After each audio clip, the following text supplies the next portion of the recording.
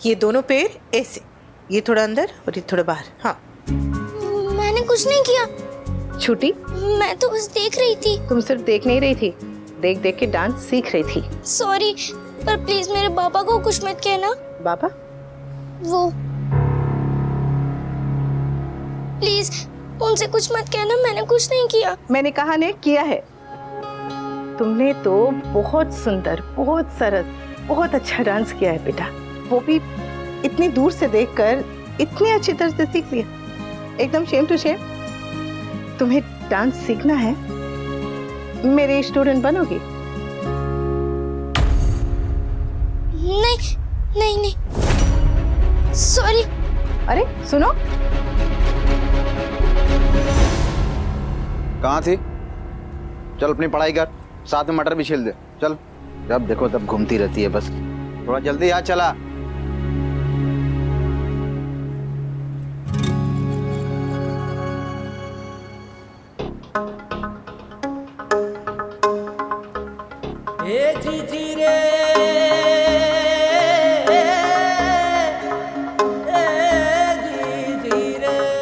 तो फिर शुरू हो गई।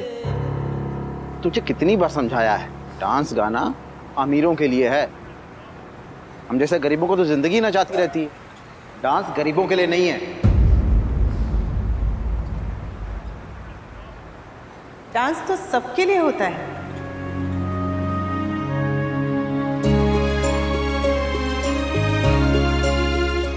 दीदी आप? जय श्री कृष्ण भाई। जय श्री कृष्ण।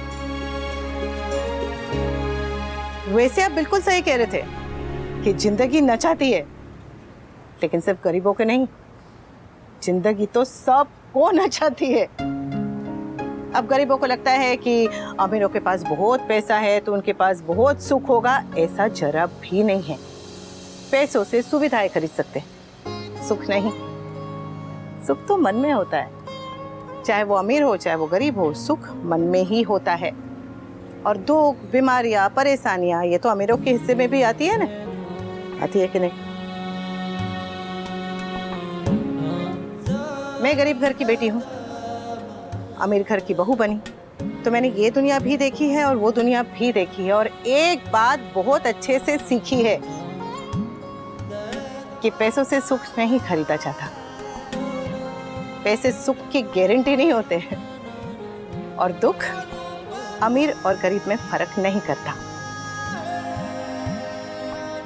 जिंदगी तो सबको नचाती है और नचाती रहेगी, और हमें नाचना पड़ेगा। तो खुल के नाचते हैं ना, खुशी खुशी नाचते हैं, पूरे मन से नाचते हैं। वो जैसे शादियों में जाते हैं तो कोई किसी को आग्रह करता है कि आइए ना जरा डांस कीजिए, और फिर वो कहते हैं कि नहीं नहीं मैं डांस नहीं करूंगा, मुझे डांस नहीं आता। लेकिन अगर कोई हाथ पकड़ के डांस फ्लोर पर ले जाए तो ऐसे नागिन डांस करते हैं कि सीधा नागमणि लेकर ही जाएंगे घर पे।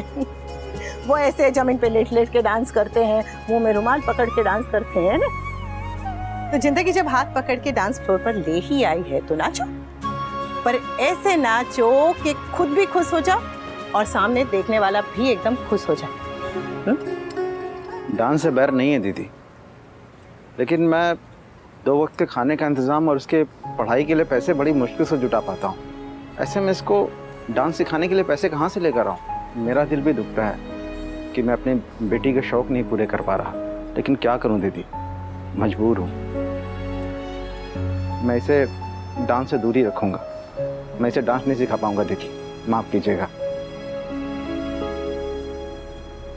मुझे भी अपना घर चलाना है, इसलिए चाहकर भी शिक्षा मुफ्त में नहीं दे पाऊंगी।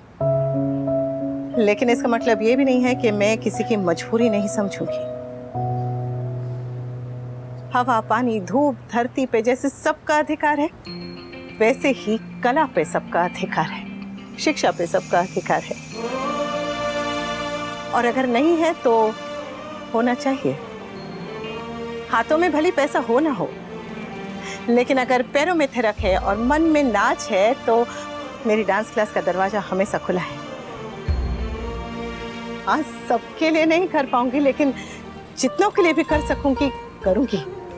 और सबको करना चाहिए, क्योंकि कोई भी एक जन पूरा का पूरा जंगल नहीं उगा सकता, लेकिन एक पौधा तो लगा ही सकता है ना। उस पौधे को अच्छी तरह से सींच के, उसे संभाल के, उसे बड़ा तो कर सकता है ना। बस हम सबको किसी एक की मदद करनी है। किसी एक के स्कूल के फीस भर देने हैं, किसी एक को किताबें खरीद के दे देनी है, किसी एक को जूते खरीद के दे देने हैं, किसी एक को कपड़े खरीद के दे देने हैं, किसी एक के घर में राशन भर के दे देना है। बस किसी एक के लिए, सिर्फ एक के लिए कुछ करना है। इस एक में कितनी ताकत है हमें इस बात का अंदाजा ही नहीं है, एहसास ही नहीं है। अगर हर एक इंसान बिल्कुल निस्वार्थ भाव से, अपने सामर्थ्य के हिसाब से किसी दूसरे इंसान की मदद करते, हर कोई दूसरे की मदद कर दे, चाहे वो पैसे से हो, चाहे वो गुण से हो, चाहे वो कला से हो, चाहे किसी भी तरह से बस मदद कर दे, तो कान्हा जी की बनाई ये दुनिया और भी सुंदर हो जाएगी, है ना? लेकिन दीदी, मेरे पास आपको देने के लिए कुछ भी नहीं है। अरे कैसी बातें कर रहे हैं? है तो ये है ना, फ्री का धनिया, मेरी फीस। डरिए मत, हाँ? मैं ये रोज रोज नहीं लूंगी आपसे। तो तय रहा, मैं तुझे डांस भी सिखाऊंगी और पढ़ाई में भी तेरी मदद कर दूंगी। Thank you teacher. अरे चल हवे, डांस क्लास शुरू हो गई है, चलो।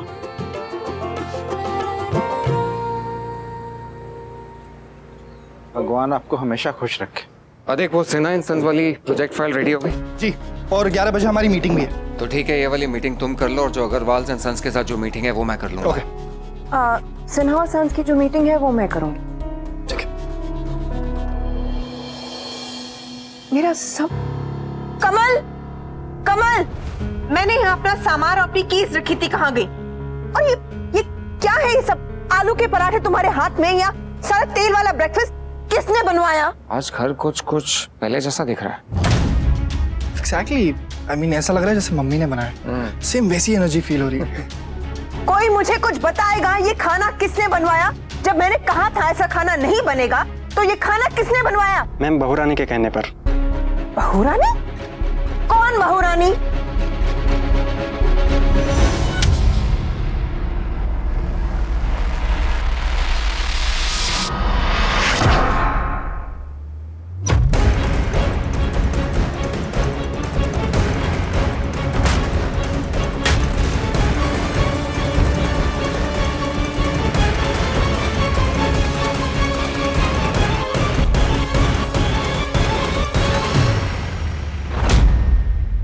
इसे वहीं रख दीजिए।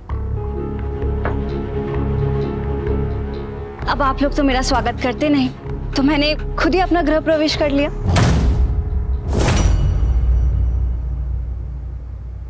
कल टाइम पे आ जाना हो। माँ, माँ, माँ, माँ, माँ, माँ, माँ। शुरुआत अच्छी हो तो इंसान आधी बाजी शुरू में ही जीत जाता है, और कान्हा जी की कृपा से शुरुआत अच्छी हुई है माँ। थू थू थू।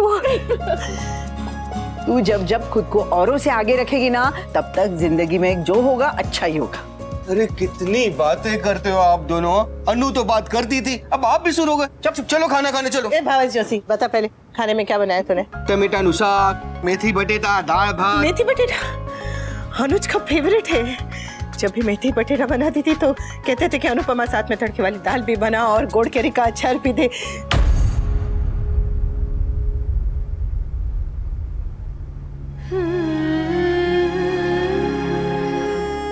याद करने से मना नहीं करती, याद कर, लेकिन सारा दिन बात बात पे, याद पे ठोकर मत खाना, नहीं तो दिन भर लड़खड़ाती रहेगी। हाँ? जय श्री कृष्ण।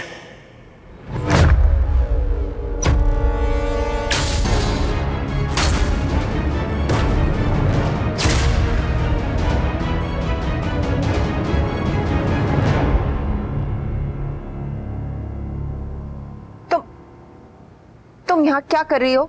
ये कैसा सवाल है? मैं अपनी मम्मी के घर आई हूँ। हाँ पता है, लेकिन ये सब करके तुम क्या साबित करना चाहती हो? कुछ भी नहीं, मैंने सोचा मम्मी का घर है तो उन्हीं के हिसाब से चलना चाहिए।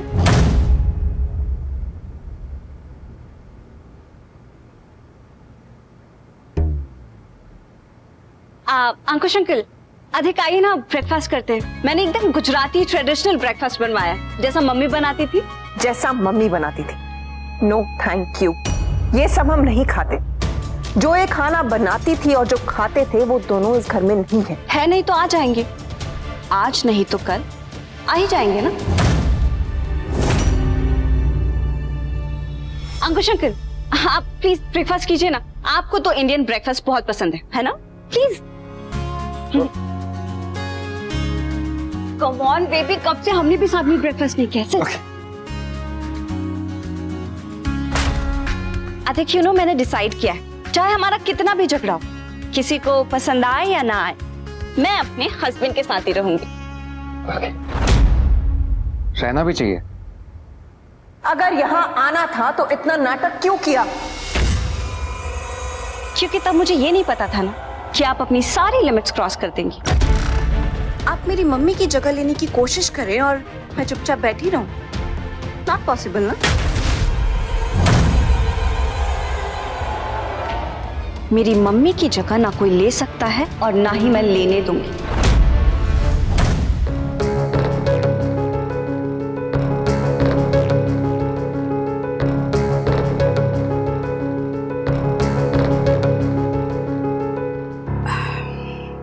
कैसे आना हुआ?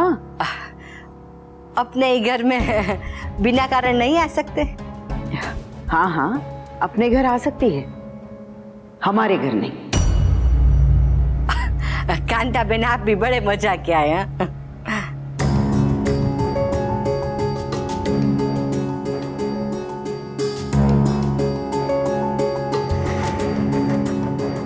सरस, अच्छा किया जो घर में डांस स्कूल खोल दिया।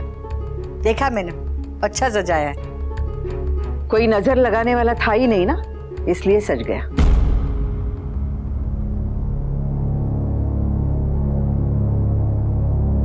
हाँ, ये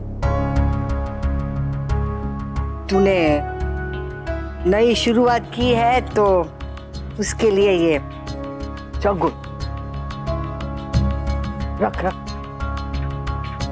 जी, तो कैसे आना हुआ? अच्छा किया जो तूने अपने घर में डांस स्कूल खोल दिया। डिम्पी और समर ने तेरे साथ अच्छा नहीं किया। डिम्पी तो बाहर वाली है, तो समर को उस बाहर वाली का साथ नहीं देना चाहिए था। सही कहते हैं, बुरे समय में तो अपना साया भी अपना साथ छोड़ देता है, पर हमारा समर ऐसा नहीं था। ये सब वो लड़की की संगत की रंगत है, उसी ने सारी पट्टियां पढ़ाई है। इसीलिए मैं कहती थी कि वो लड़की से समर को दूर रख, पर नहीं, तू नहीं मान। तूने वो लड़की के लिए कितना किया और देख, उसी लड़की ने तुझे तेरे डांस क्लास से निकाल दिया। अनुपमा, तू बहुत अच्छी है। अरे मैं तो कहूँ कि तू मेरी सबसे अच्छी बहू थी। हाँ हाँ, ये सबसे अच्छी बहू थी और आप सबसे बुरी सास। अरे आप दोनों के नाम तो इतिहास में शामिल हो गए हैं, लेकिन आप यहाँ इतिहास बताने तो नहीं आई हैं। तो किस लिए आई हैं? कहीं डांस क्लास में भर्ती होने तो नहीं आई? अरे मेरे घुटनों ने ना धोखा दे दिया, नहीं तो मैं तो अब भी डांस क्लास में भर्ती हो जाती है। अच्छा, जब कहीं टांग अड़ानी होती है तब तो आपके घुटने एकदम सही चलते हैं। अनुपमा, तूने हमेशा हमारा ना भला ही चाहा है। जब तू बहू नहीं रही तब तू अच्छी बेटी बन गई। तेरे साथ ना हमारा मन जुड़ गया, इसलिए तेरी चिंता थी तो तुझे मिलने आ गई, तुझे देखने आ गई। मिल ली, देख लिया, चैन पड़ गया? जी। और कुछ? बहुत कुछ।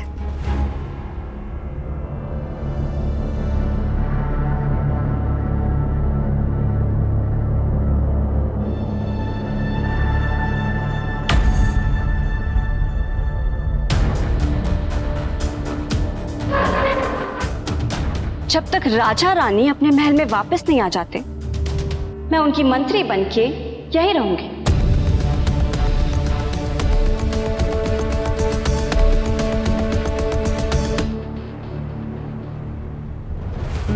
अंकुश अंकल, लीजिए। Thank you.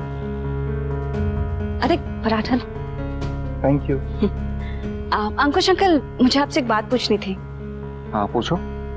मम्मी की बेटी और अधिक की वाइफ होने के नाते मैं ऑफिस ज्वाइन कर सकती हूँ please? Sure. Why not? Thank you.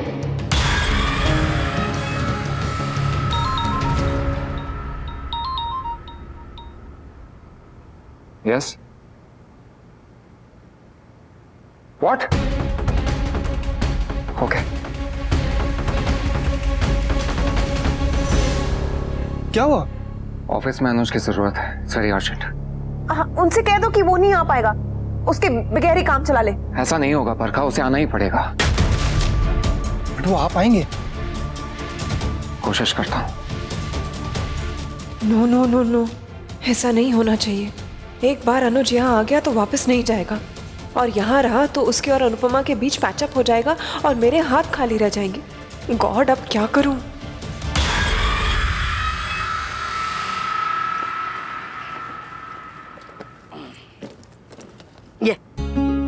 ये सब क्या है? वनराज को अच्छी नौकरी मिल गई तो वो सबको तोहफे बांट रहा है, तो ये आपके और अनुपमा के लिए है।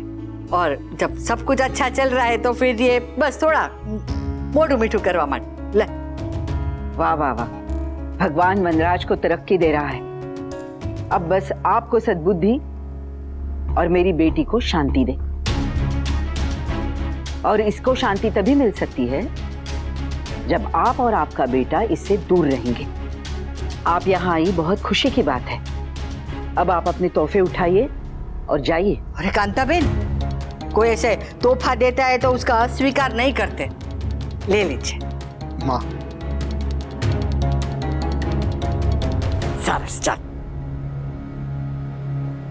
जब अधिकार था तब उसने तोहफे नहीं दिए, अब बिना अधिकार के तोहफे क्यों दे रहा है? समय के साथ ना सब कुछ बदल जाता है। अब देखो ना, ऐसा लग रहा है कि जैसे कल की बात हो।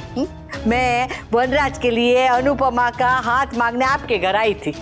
हाँ, ऐसा लगता है जैसे कल की बात थी, जब आपके बेटे ने मुझे धोखा दिया था, जब आप बात बात पे मुझे ताने देती थी, जब आप दोनों ने मिलकर चाले चली थी, मुझे अमेरिका जाने से रोका था। मुझे बात बात पे आप लोग नीचा दिखाते थे, मेरी कमियां निकालते थे, मुझे बुरा भला कहते थे, मेरे मायके वालों को मुझसे दूर रखा था, इनका अपमान किया था। हाँ, ऐसा लगता है कल की बात थी। छोड़ ना, ये सब बातें क्यों याद कर रही है? हाँ, तो आप ये सब बातें क्यों याद कर रही हैं? अब जब याद करेंगी तो सभी याद आएगा ना। अरे मैं तो सिर्फ तेरे और वो वनराज के रिश्ते के बाद। कौन सा रिश्ता? कहाँ का रिश्ता? आपके बेटे और मेरे रिश्ते को मरे हुए तो बरसों हो गए, और खत्म होकर भी अभी 2 साल होने को आए। आपको अगर बात करनी ही है तो मेरे और अनुज के रिश्ते के बारे में कीजिए ना, उनके बारे में बात कीजिए, आपके बेटे के बारे में नहीं।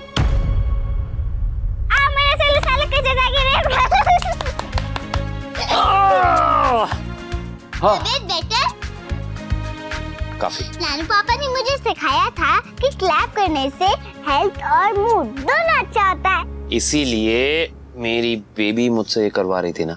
Thank you. पापा, आप और कितने दिन तक रहोगे? आपको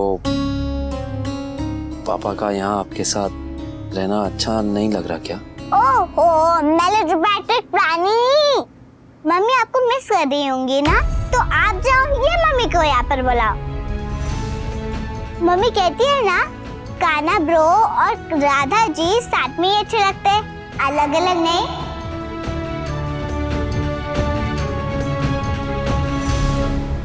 मैं भी आपके साथ चलूंगी, हम मम्मी को सरप्राइज देंगे। अब तो मुझे भी मम्मी से मिलना है। मैं अभी आती हूँ।